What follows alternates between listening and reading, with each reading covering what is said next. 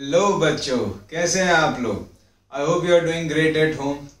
चलिए बढ़ते हैं हमारे इस चैप्टर के आखिरी टॉपिक की तरफ, जो चैप्टर का आखिरी लेक्चर है, जो आज हम लोग वाइंड अप कर देंगे। आज हम लोग पढ़ेंगे बच्चों कंडक्टिविटी, मोलर कंडक्टिविटी के बारे में, और कंडक्टिविटी और मोलर कंडक्टिविटी कैसे वेरी करता है उसके बारे में। चलिए, तो आज का जो हमारा टॉपिक है वो है that is variation of conductivity के। ये कंडक्टिविटी के है, जिसको हम लोग कप्पा से रिप्रेजेंट करते हैं। किससे बच्चों? कप्पा से। लैम्बडा एम क्या है? Molar conductivity. तो कंडक्टिविटी और मोलर कंडक्टिविटी कंसेंट्रेशन के साथ कैसे वेरी करते हैं वो आज हम लोग पढ़ेंगे।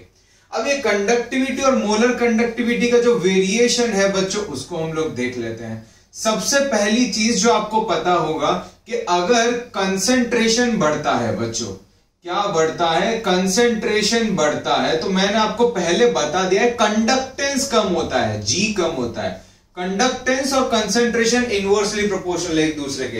ये कंडक्टेंस है। आज हम लोग कंडक्टिविटी और मोलर कंडक्टिविटी के बारे में पढ़ रहे हैं। कंफ्यूज मत होइएगा, दो चीजों को मिक्स मत करिएगा। आज हम लोग किसके बारे में पढ़ रहे हैं? कंडक्टिविटी और मोलर कंडक्टिविटी। तो कंसेंट्रेशन बढ़ता है, कंडक्टेंस कम होता है। कहने का मतलब ये कि conductance is inversely proportional to concentration. ठीक है।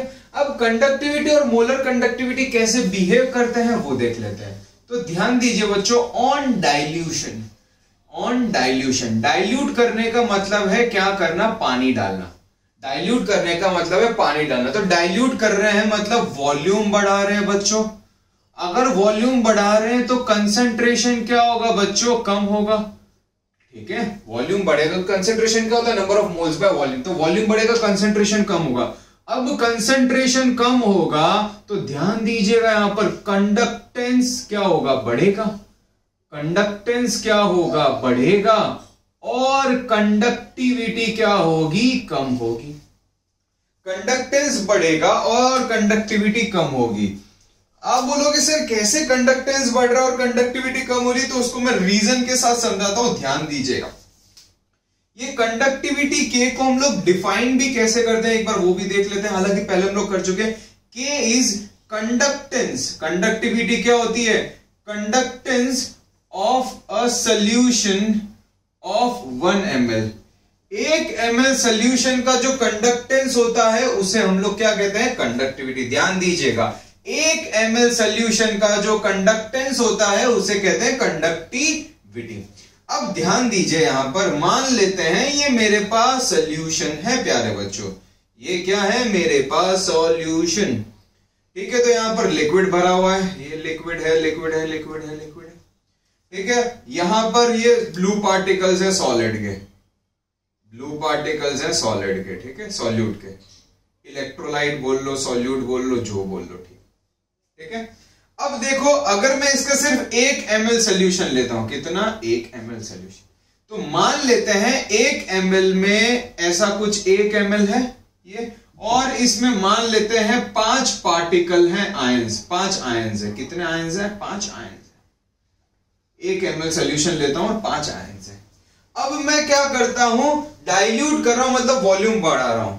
तो एक काम करता हूं, इसी 1 ml सोल्यूशन में थोड़ा और पानी डाल देता हूं। इसी 1 ml सोल्यूशन में थोड़ा और पानी डाल देता हूं। जब पानी डालूंगा तो क्या होगा? मान लेते हैं ये 2 ml सोल्यूशन हो गया। ये कितने ml हो गया? 2 ml। और 2 ml में अभी भी पार्टिकल कितने हैं? 5। तो कंडक्टिविटी हमारे लिए कैसे डिफाइंड है? Conductance of a solution of 1 ml। तो 1 ml सोल्यूशन में अब अगर मैं इसको हाफ कर दूंगा, 2 पार्ट में तोड़ दूंगा अगर इसको मैं, तो 1 ml में करीबन देखो 2, एक में मान लेते 2 पार्टिकल है, एक में मान लेते 3 पार्टिकल। तो अगर आप देखो तो यहां पर नंबर ऑफ पार्टिकल्स या नंबर ऑफ आयंस क्या हो रहे हैं? कम हो रहे हैं। अब अगर number of ions per unit volume कम होते हैं तो कंडक्टिविटी क्या होगी? कम। अगर number of ions per unit volume कम होते हैं तो कंडक्टिविटी कम होगी। समझ आया बच्चों? बहुत ही डेप्थ तक खेल है। फिर एक बार देख लेते हैं। तो बच्चों इतना आपको पता था कि कंसेंट्रेशन बढ़ाने पर कंडक्टेंस कम होता है, ये जी है। तो जी इनवर्सली प्रोपोर्शनल टू कंसेंट्रेशन। मैं बोल रहा हूं डाइल्यूट करने पर, that is on dilution, volume बढ़ रहा है। डाइल्यूट करने का मतलब कि पानी डाल रहे हैं, वॉल्यूम बढ़ रहा है तो कंसेंट्रेशन क्या होगा? कम, क्योंकि कंसेंट्रेशन होता है number of moles by volume. Concentration कम होगा तो कंडक्टेंस बढ़ेगा, क्योंकि जी और कंसेंट्रेशन एक दूसरे के इनवर्सली प्रोपोर्शनल है। मैंने क्या बताया यहां पर K कम होगा। अब K कैसे कम होगा वो मैं समझा रहा हूं। K क्या होता है? Conductance of a solution of unit volume. 1 ml solution का जो कंडक्टेंस है वो कंडक्टिविटी है। मैंने क्या किया, ये एक सोल्यूशन था, इसका 1 ml मान लेते लिया।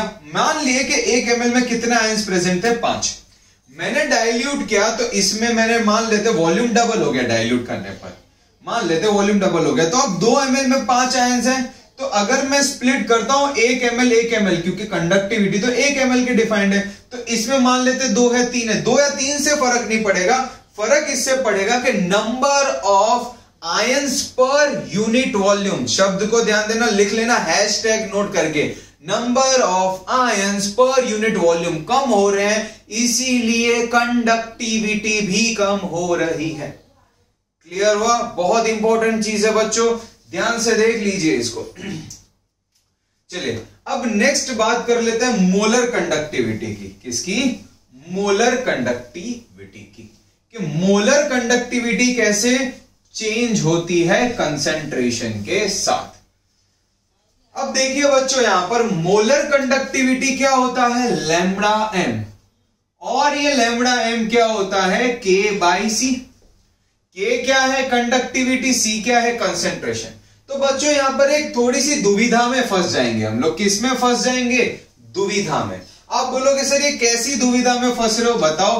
तो बता देता हूं। देखो ऑन डाइल्यूशन, अगेन डाइल्यूट करने पर कंसेंट्रेशन कम हो रहा है, और अभी बताया है K कम हो रहा है, दैट इज कंडक्टिविटी कम हो रही है। ठीक है, डाइल्यूट करने पर कंसेंट्रेशन कम हो रहा है और कंडक्टिविटी कम हो रही है। अब एक चीज देखो, ये भी कम हो रहा है, ये भी कम हो रहा है, तो लैम्बडा एम में कैसे चेंज आएगा वो कैसे पता चलेगा? हो गया ना धर्म संकट। K भी कम हो रहा है, न्यूमरेटर भी कम हो रहा है, C भी कम हो रहा है, डिनोमिनेटर भी कम हो रहा है, तो इसके बारे में हम लोग कैसे बताएंगे कि कंसेंट्रेशन कम होगा या डाइल्यूट करने पर इसके ऊपर इफेक्ट क्या आएगा? तो बच्चों ध्यान दीजिएगा, कहा देखा गया है कि लैम्बडा एम बढ़ता है। अब आपको एक चीज तो इतना पता होगा कि हम लोग केमिस्ट्री एक्सपेरिमेंटल वैल्यूज के ऊपर काम करते हैं और उससे थियरी डिराइव करते हैं। तो देखा गया लैम्बडा एम बढ़ता है। लैम्बडा एम क्यों बढ़ता है? क्योंकि डाइल्यूशन का इफेक्ट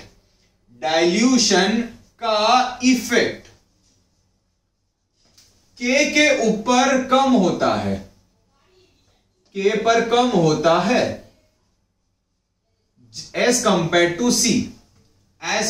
टू C। डाइल्यूशन का इफेक्ट K के ऊपर कम होता है, मतलब डाइल्यूट करने पर K की वैल्यू इतनी चेंज नहीं होगी जितनी क्या होगी? C की।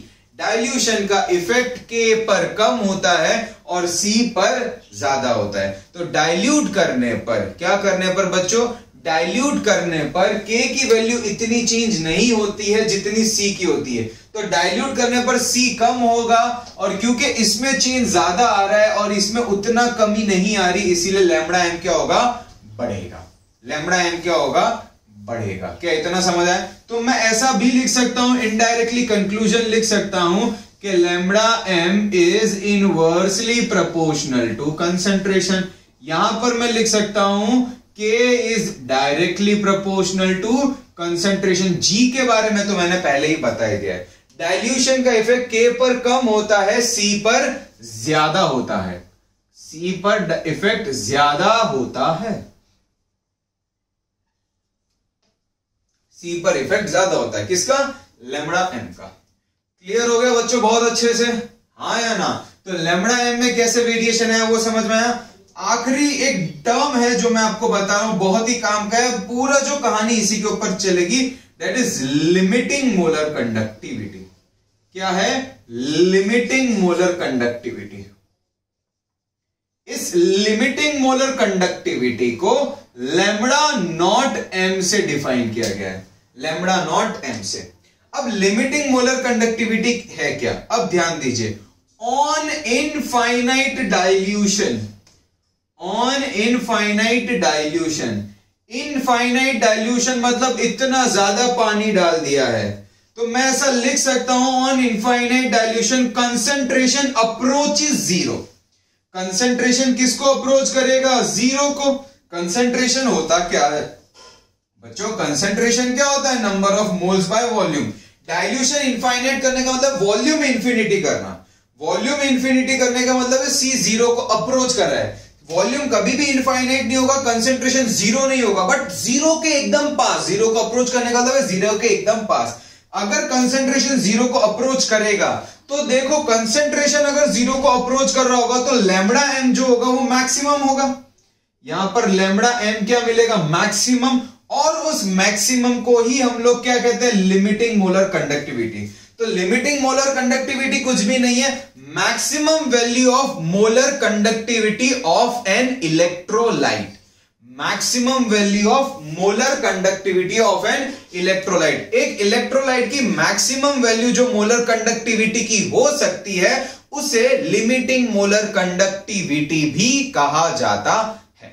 क्लियर है? तो लिमिटिंग मोलर कंडक्टिविटी क्या हुआ? मतलब किसी भी इलेक्ट्रोलाइट का इससे ज्यादा मोलर कंडक्टिविटी नहीं हो सकता है।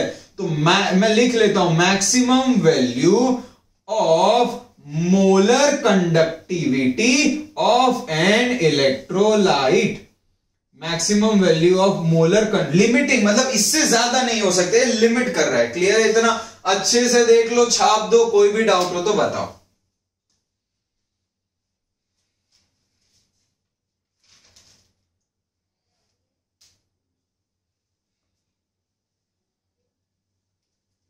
चलिए नेक्स्ट टॉपिक।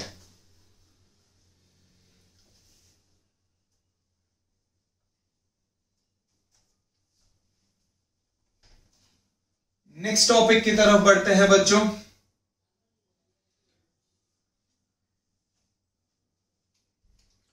नेक्स्ट टॉपिक क्या है वो देख लेते हैं। Relation between lambda M that is molar conductivity and limiting molar conductivity. किस किस के बीच में रिलेशन है? मोलर कंडक्टिविटी और लिमिटिंग मोलर कंडक्टिविटी के बीच में। बच्चों एक इक्वेशन है, देखा गया था कि मोलर कंडक्टिविटी और लिमिटिंग मोलर कंडक्टिविटी में ऐसा कुछ रिलेशन है। ठीक है? लैम्बडा एम किसके बराबर है? Lambda not M minus A under root C. कभी कभी इसको ऐसे भी लिखा जा सकता है, एक ही बात है, C to the power half. ठीक है? तो लैम्बडा एम किसके बराबर है? Lambda not M minus A under root C. ये रिलेशन बहुत इंपॉर्टेंट है, ध्यान रखिएगा, सिर्फ स्ट्रॉन्ग इलेक्ट्रोलाइट के लिए ही एप्लीकेबल है। किसके लिए एप्लीकेबल है? Strong electrolyte. स्ट्रॉन्ग इलेक्ट्रोलाइट क्या होता है? आपने पढ़ा होगा, जिसका डिग्री ऑफ डिसोसिएशन 1 होता है, दैट इज जो 100% डिसोशिएट होते हैं।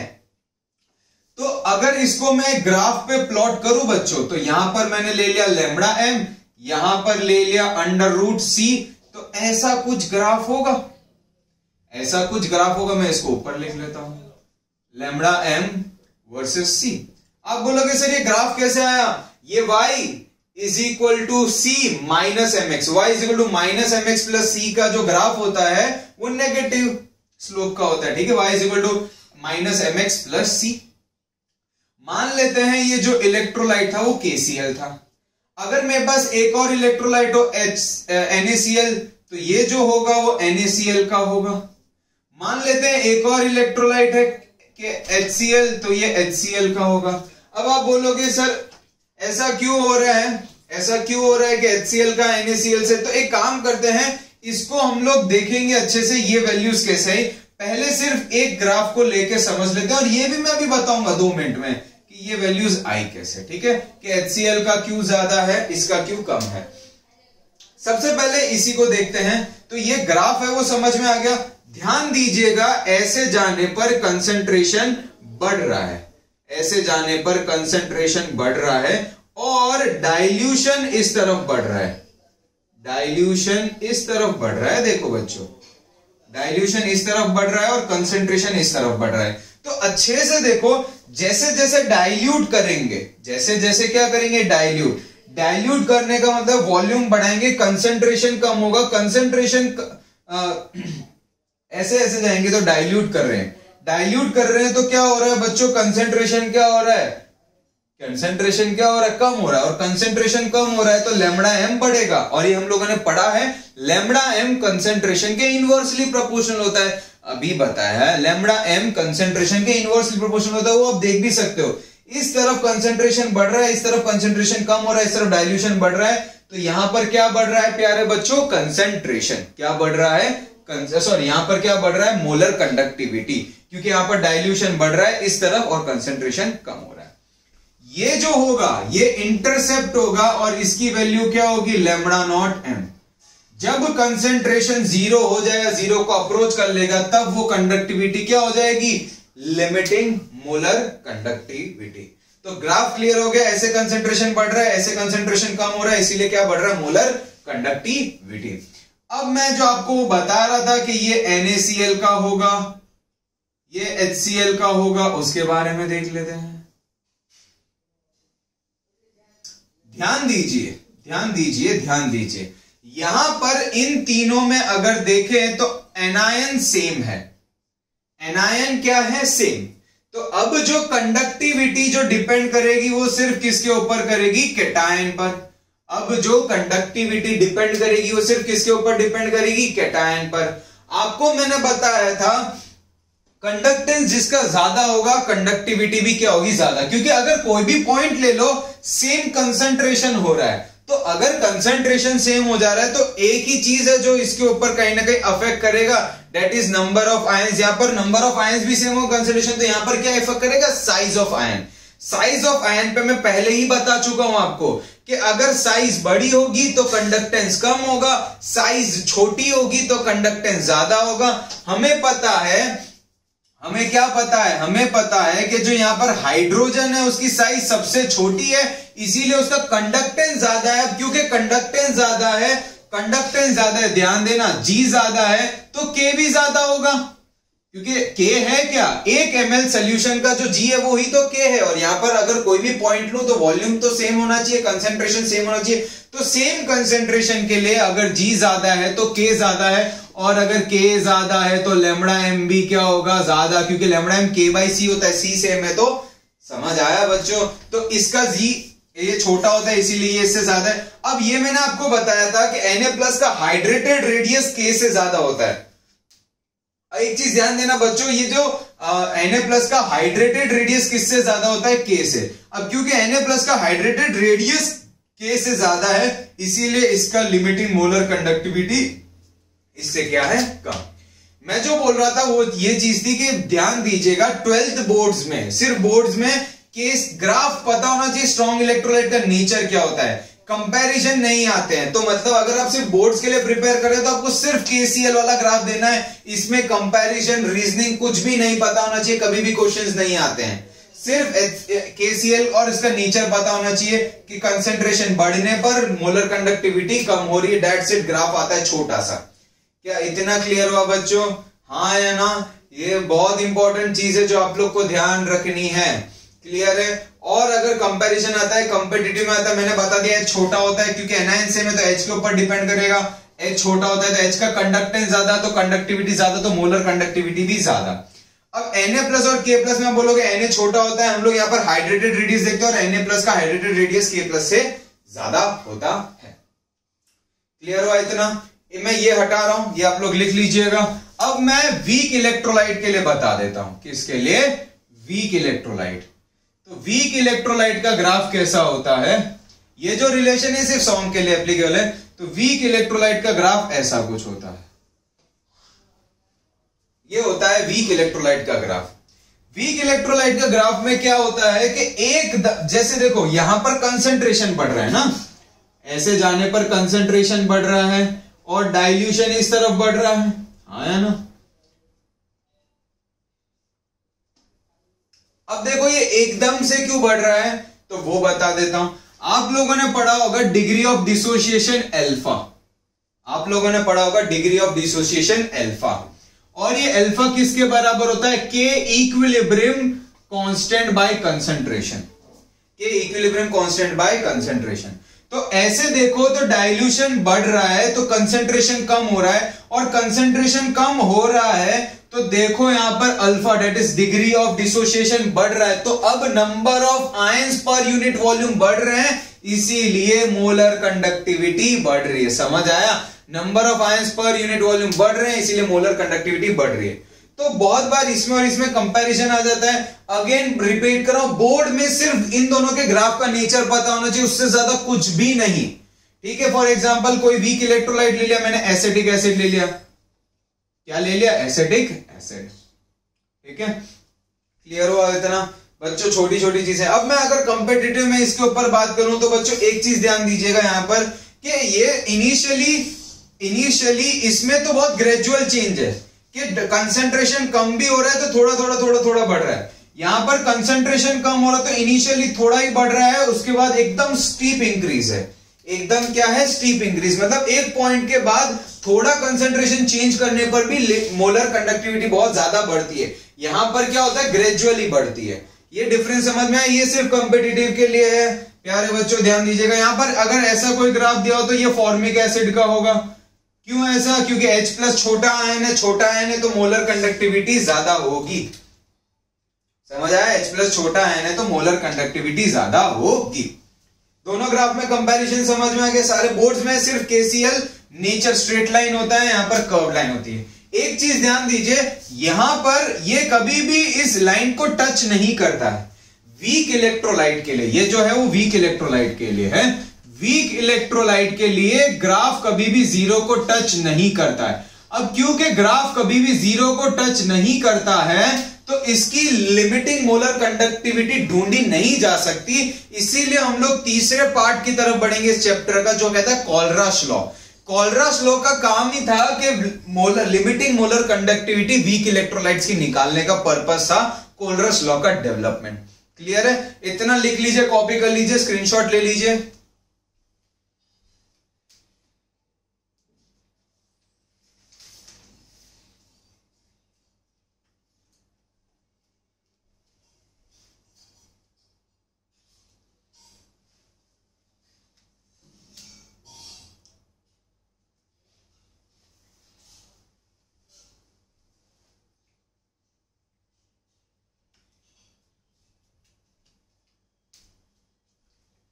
चलिए बच्चों आगे बढ़ते हैं।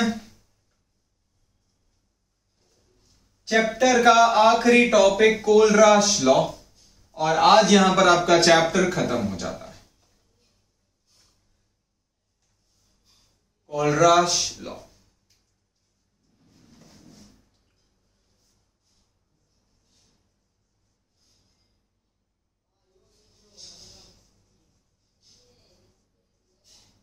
कोलराश लॉ,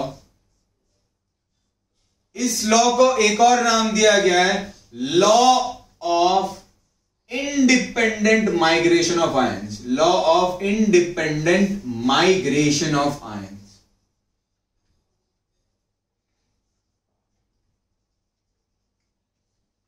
ये law of independent migration of ions कहता क्या है, या कोलराश लॉ कहता क्या है? कोलराश लॉ ये कहता है कि इनफाइनाइट डाइल्यूशन पे, किस पे? इनफाइनाइट डाइल्यूशन पे जब कंसंट्रेशन जीरो अप्रोच करता है तो हर आयन कहीं ना कहीं अपना जो कंडक्टिविटी है वो उसकी एक इंडिविजुअल कंडक्टिविटी होती है, और उस आयन की लिमिटिंग मोलर कंडक्टिविटी वो किस कैटायन या किस एनायन के साथ एसोसिएटेड है उसके ऊपर डिपेंड नहीं करेगी। क्लियर है? लॉ ऑफ इंडिपेंडेंट माइग्रेशन मतलब जब कंसंट्रेशन जीरो अप्रोच कर जाता है, मतलब इनफाइनाइट डाइल्यूशन पे किसी भी आयन की लिमिटिंग मोलर कंडक्टिविटी वो आयन कौन से टाइप ऑफ आयन के साथ एसोसिएटेड है डिपेंड नहीं करेगी। कहने का मतलब है हर आयन की लिमिटिंग मोलर कंडक्टिविटी की वैल्यू क्या है? फिक्स्ड। हर आयन की लिमिटिंग मोलर कंडक्टिविटी की वैल्यू क्या है? फिक्स। क्या इतना समझ में आया? हाँ या ना? अब देखो इसको कैसे लिखते हैं।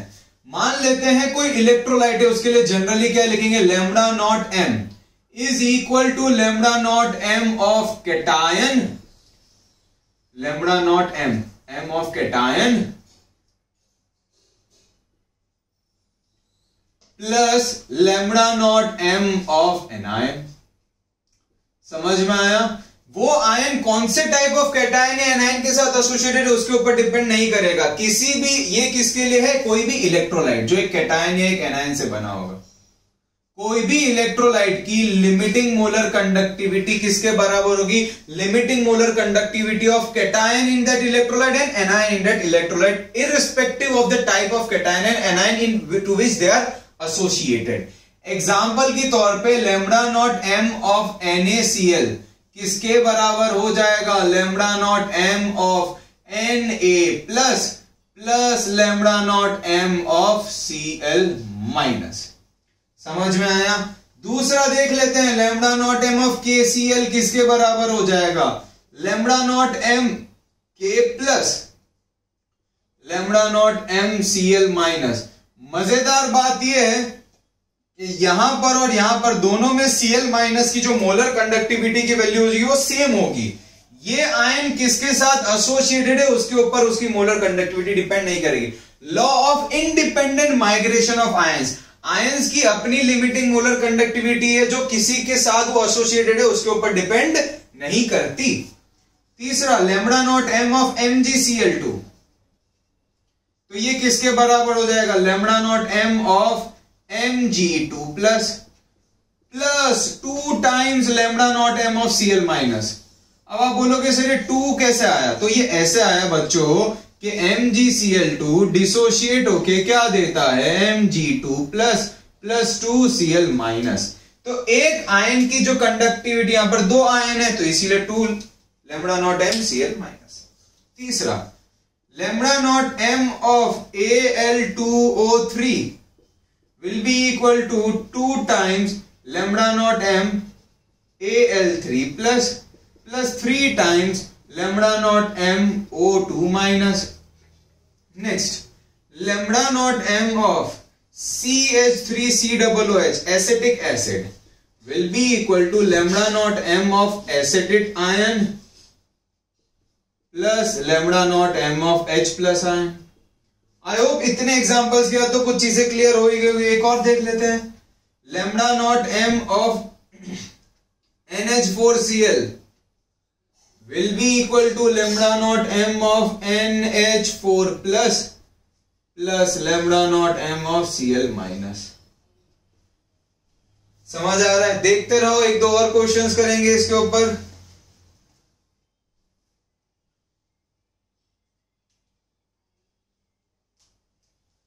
तो आई होप इतना तो क्लियर हो गया होगा इलेक्ट्रोलाइट के बारे में कि कैसे निकाला जाता है। यस और नो, इलेक्ट्रोलाइट के बारे में इतना तो क्लियर हो गया कि उसका लैम्बडा नॉट एम कैसे निकाला जाएगा कोई भी इलेक्ट्रोलाइट है। अब हम लोग एप्लीकेशंस देख लेते हैं कोलराश लॉ के। क्या देख लेते हैं, एप्लीकेशंस। डायरेक्ट बोर्ड में भी क्वेश्चंस आते हैं, कॉम्पिटिटिव में भी क्वेश्चंस आते हैं। कोलराश लॉ एक बहुत ही इंपॉर्टेंट टॉपिक है, लिख लेना #इंपॉर्टेंट टॉपिक, और इसके ऊपर काफी क्वेश्चंस आते हैं, इसके ऊपर भी और इसके एप्लीकेशंस पे भी। एप्लीकेशन क्या है, वही जिसके लिए हम लोगों ने कोलराश लॉ बनाया था। कोलराश लॉ किसके लिए बनाया था, लैम्बडा नॉट एम निकालने के लिए, किसके लिए, वीक इलेक्ट्रोलाइट के लिए। तो वही सबसे पहला एप्लीकेशन है, टू फाइंड, पहला application to find limiting molar conductivity of weak electrolyte. अब आप बोलोगे सर ये कैसे निकालेंगे, तो देखो ऐसे निकालेंगे बच्चों।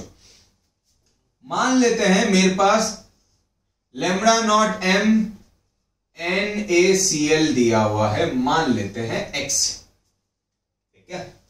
मेरे पास लैम्बडा नॉट एम HCl दिया हुआ है, मान लेते हैं y।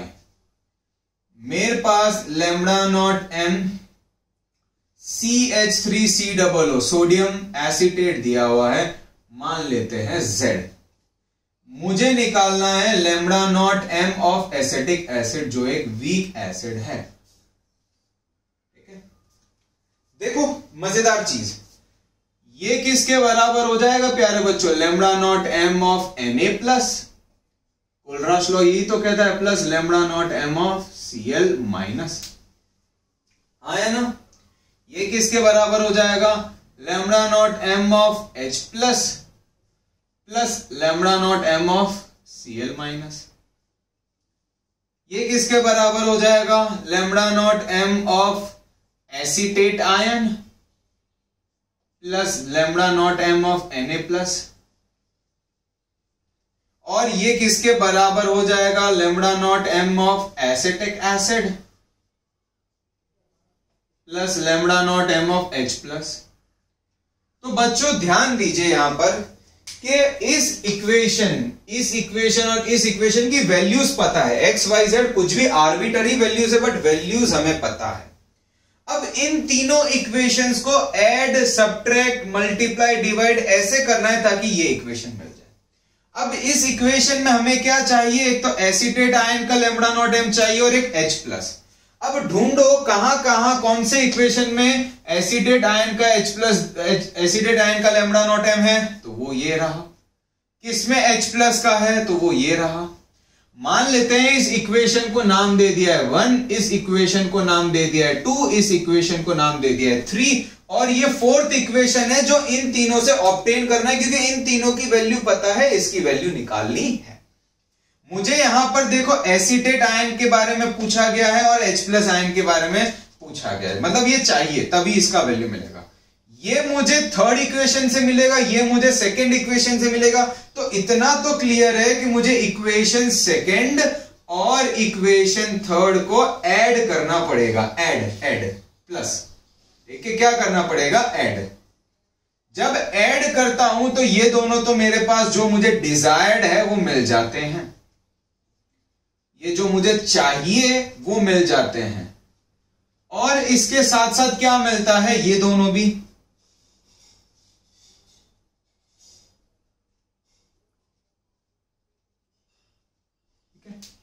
अब देखो इन दोनों को ऐड करने के बाद अगर मैं फर्स्ट इक्वेशन को सब्ट्रैक्ट कर देता हूं, तो सब्ट्रैक्ट कर दूंगा तो देखो ये जो दो टर्म है और ये जो दो टर्म है ये वाले कैंसिल हो जाएंगे एक दूसरे का साथ। इक्वेशन 2 प्लस इक्वेशन 3 का जो फाइनल पार्ट आ रहा है उसमें से माइनस इक्वेशन 1 कर देता हूं, तो देखो ये जो दो हमें चाहिए वो तो चाहिए, ये और ये इन दोनों से कैंसिल हो जाएंगे। देखो देख रहा है, ये पार्ट और ये कैंसिल हो जाएंगे। जब कैंसिल होंगे तो बचेगा क्या, ये जो मुझे चाहिए। तो मुझे इसकी वैल्यू किसके इक्वल मिलेगी, lambda not M of acetic acid किसके बराबर हो जाएगा, इक्वेशन 2 और 3 को ऐड किया तो 2 और 3 की जो वैल्यूज होंगी वो लिख लो, y प्लस जेड जो भी इनकी वैल्यूज होंगी माइनस x। मान लेते हैं y 100 हो, z 200 हो, जो भी वैल्यूज हो, x 50 हो। बट इतना समझ आया कि कैसे निकालना है, इनकी वैल्यूज पता है, इनके इक्वेशंस लिखेंगे। किसी कहीं पे 2 से भी मल्टीप्लाई किया जा सकता है, कहीं पे नहीं हटाया भी जा सकता है। ऐड सब्ट्रैक्ट करके एक इक्वेशन तक पहुंचना होता है, वो इक्वेशन को बना दो, सॉल्व कर दो, वैल्यूज रख दो, जस्ट वैल्यूज रखनी y z और x की, आपके पास आपका एसिटिक एसिड का। समझ आया? चलिए एक और क्वेश्चन करते हैं, एक और क्वेश्चन।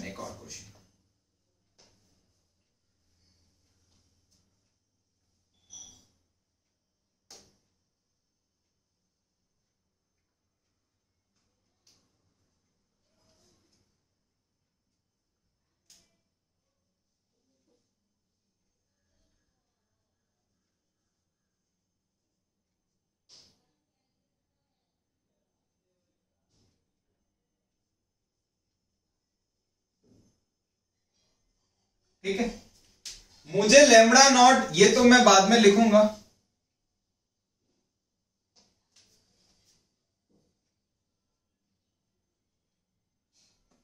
मुझे क्या दिया हुआ है, lambda not M of MgCl2 दिया हुआ है। मान लेते हैं x HCl वैल्यूज दी गई होंगी y और इसकी वैल्यू दी गई है z, बोला गया एसिटिक एसिड की निकालो।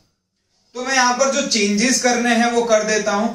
Lambda naught M of MgCl2 किसके बराबर होगा, तो lambda not M of Mg2 plus हो जाएगा यहां पर, और यहां पर 2 टाइम्स, देखिए प्यारे बच्चों, 2 times lambda not M of Cl minus, 2 times, क्योंकि 2 आयंस हैं। HCl का तो यही हो जाएगा जो y है, lambda not M of H plus और Cl माइनस। इसका किसके बराबर हो जाएगा, देखो यहां पर 2 times lambda not M of Ca, 2 है ना, 2 times lambda not M of acetate ion plus lambda not M of Mg2 plus, यहां पर Mg लिया हुआ है Mg2 प्लस, और एसिटिक एसिड जिसकी वैल्यू हमें निकालनी है वो इसी के बराबर होगा। ठीक है, एसिटिक एसिड जिसकी वैल्यू हमें निकालनी है वो इसी के बराबर होगा। समझ आ रहा है? इजी है ना। अब अगेन इन तीनों को ऐसे ऐड सब्ट्रैक्ट करेंगे ताकि ये इक्वेशन मिल जाए। तो देखो ये जो मिल रहा है वो थर्ड इक्वेशन से मिल रहा है, ये जो मिल रहा है वो सेकंड इक्वेशन से मिल रहा है। तो इतना तो क्लियर है कि मुझे सेकंड, कौन से इक्वेशन, सेकंड और थर्ड को ऐड करना पड़ेगा। किसको? इक्वेशन 2 प्लस इक्वेशन 3 को ऐड करना पड़ेगा। अब एक चीज है वो ध्यान देना, डायरेक्ट ऐड कर दोगे तो गड़बड़ हो जाएगी। क्या? कि मेरे पास यहां पर एक Cl माइनस है, मुझे क्या Cl माइनस चाहिए? बिल्कुल नहीं चाहिए। Cl माइनस चाहिए? नहीं चाहिए। मेरे पास यहां पर सिर्फ एक Cl माइनस है, तो अगर मैं इन दोनों को ऐड करता हूं तो मुझे यहां पर एक Cl माइनस मिलता है। जब मैं सब्ट्रैक्ट करूंगा तो मुझे कितने Cl माइनस सब्ट्रैक्ट करने हैं? 2। और क्योंकि है एक तो 2 कैसे सब्ट्रैक्ट करूंगा? तो कहीं ना कहीं अगर आप देखो तो मुझे इक्वेशन सेकंड को 2 से मल्टीप्लाई करना पड़ेगा। इक्वेशन सेकंड को 2 से मल्टीप्लाई करना पड़ेगा, क्योंकि जब मैं सब्ट्रैक्ट करूंगा तो मुझे यहां पर 2 Cl माइनस चाहिए इसको एलिमिनेट करने के लिए। ये और ये एलिमिनेट करना पड़ेगा ना, क्योंकि हमारे लिए यही चाहिए। जब इसको एलिमिनेट करना पड़ेगा तो इसको माइनस करेंगे, और इसको माइनस करने के लिए यहां पर 2 Cl माइनस है, तो इस इक्वेशन को, पूरे इक्वेशन को 2 से मल्टीप्लाई करना पड़ेगा। तो मैंने कर दिया। तो मैंने क्या लिखा? 2 इंटू इक्वेशन 2 प्लस 3। तो अब ये क्या बना? 2 into lambda not M of H plus, है ना, 2 इंटू इक्वेशन 2, तो पूरे को 2 से मल्टीप्लाई हो गया, plus 2 into lambda not M of Cl minus, plus third equation 2 into lambda not M of CH3COO minus, plus lambda not M of Mg2 plus. तो 2 into equation 2 plus equation 3 से ये मिला। अब मुझे क्या करना है? मुझे ये हटाना है, ये और ये। तो फर्स्ट इक्वेशन सब्ट्रैक्ट कर दूंगा तो देखो lambda naught of Mg2 plus Mg2 plus चला जाएगा, 2 of Cl minus 2 of Cl minus चला जाएगा। हाँ या ना? तो अभी तक क्या हुआ? सब्ट्रैक्ट करेंगे तो क्या हुआ? अभी तक 2 into equation 2 plus equation 3 minus equation 1 किसके बराबर होगी? देखो ये तो उड़ जाएगा उसके साथ, और ऊपर वाला भी उड़ जाएगा, उड़ गया ना। 2 into Cl minus Mg2 plus उड़ गया, तो बचा क्या? 2 into lambda not M of H plus, plus 2 into lambda not M of CH3COO minus. और ये किसके बराबर है? 2 into lambda not M of CH3COOH के बराबर है ना।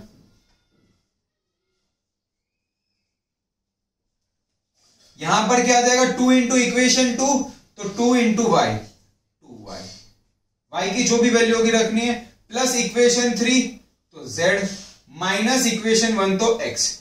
ये किसके बराबर है? 2 times lambda not M of CH3COO minus.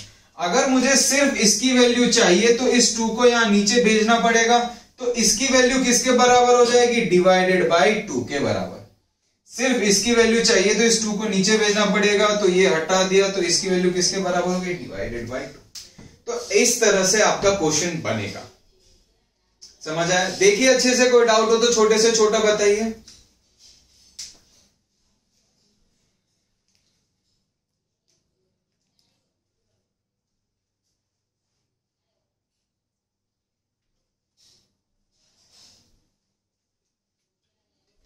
तो पहला एप्लीकेशन हमारा खत्म होता है, that is to find lambda not M of weak electrolyte. बहुत आसान था। नेक्स्ट एप्लीकेशन,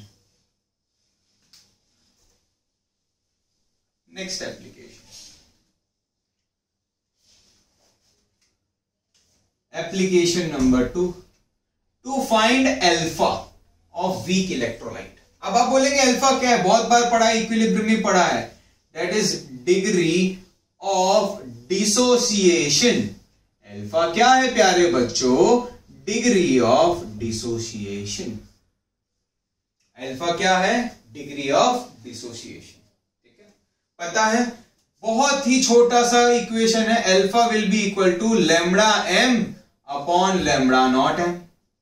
अल्फा किसके बराबर है? Lambda M by lambda not M. Lambda M क्या होता है? मोलर कंडक्टेंस और molar conductivity at any concentration, molar conductivity at infinite concentration. For example मेरे पास एसिटिक एसिड है। क्या है? Acetic acid. इसका अल्फा निकालना है तो इसका अल्फा क्या हो जाएगा? Lambda M of acetic acid at given concentration, जो भी कंसेंट्रेशन दिया हुआ है उस वक्त का lambda M upon lambda not M, जो इनफाइनाइट डाइल्यूशन पे जो वैल्यू होती है। इन दोनों का रेशियो किसके बराबर हो जाएगा? Alpha, that is degree of dissociation. समझ आया या नहीं आया? लिख लीजिए प्यारे बच्चों। तो ये आपका दूसरा पार्ट खत्म होता है, दूसरा एप्लीकेशन। तीसरा और आखिरी application,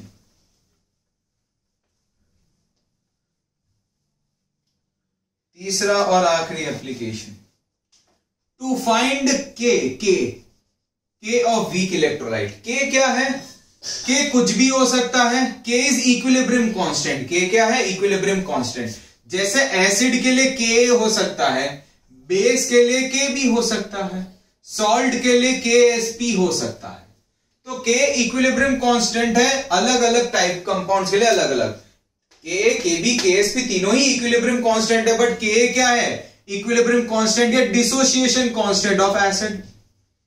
dissociation constant of acid. Kb किसके बराबर होगा? Dissociation constant of base. KSP किसके बराबर होगा? Solubility product. अब आप बोलोगे सर ये के निकालेंगे कैसे? कोई बड़ी बात नहीं है बच्चों, बहुत आसान है। जैसे हम लोगों ने पढ़ा होगा के ए किसके बराबर होता है? C alpha square by 1 minus alpha. Last year का equation derivation, K is equal to C alpha square upon 1 minus alpha, which can be taken है C अल्फा स्क्वायर जब 1 माइनस अल्फा किस बहुत छोटा होता है, अल्फा बहुत छोटा होता है, और 1 माइनस अल्फा किसके बराबर होता है? 1। ये कब यूज कर सकते हैं? जब 1 माइनस अल्फा 1 के बराबर होता है और अल्फा 1 से बहुत छोटा होता है। तो हमें आप बोलोगे सर ये इक्वेशन यूज करेंगे या ये ही यूज करनी है? वीक इलेक्ट्रोलाइट के लिए अल्फा वैसे भी छोटा होता है, और यहां पर ऐसे ही क्वेश्चंस आएंगे कि अल्फा छोटा होगा तो आप इसको नेग्लेक्ट कर दो। के ए किसके बराबर हो जाएगा? C alpha square. अब आप बोलोगे सर C तो दे दिया गया, अल्फा कैसे निकालेंगे? अभी तो बताया अल्फा क्या होता है? Lambda M by lambda not M. इससे निकालो अल्फा, अल्फा को यहां पर रखो, उससे मिलेगा के, बेस होगा तो के बी, सॉल्ट होगा तो KSP। क्या इतना समझ आया? Thank you, this is all for today. यहां पर हमारा चैप्टर खत्म हो जाता है। थैंक यू बच्चों।